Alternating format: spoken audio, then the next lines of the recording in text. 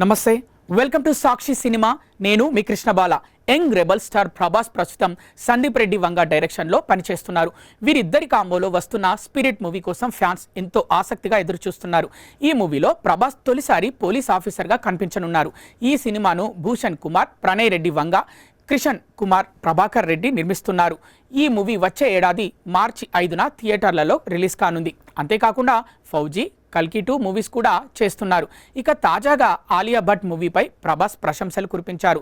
Spy థ్రిల్లర్గా వస్తున్న alpha movie trailer చూసిన ప్రభాస్ తన అభిప్రాయాన్ని పంచుకున్నారు. ఇన్స్టా స్టోరీస్లో పోస్ట్ చేస్తూ ట్రైలర్కు రివ్యూ ఇచ్చేశారు.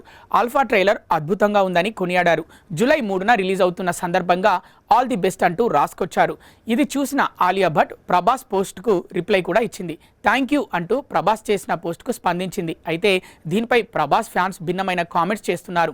రెబల్ స్టార్ కేవలం అభినందనలు తెలిపే ఓ సాధారణ పోస్ట్ కాదంటున్నారు ప్రభాస్ ఫ్యాన్స్. కల్కి 2లో ఆలియా భట్ ఫిక్స్ అయిందంటూ పోస్టులు పెడుతున్నారు. అందుకే ప్రభాస్ ఇలా మెచ్చుకున్నాడని సోషల్ మీడియాలో చర్చించుకుంటున్నారు.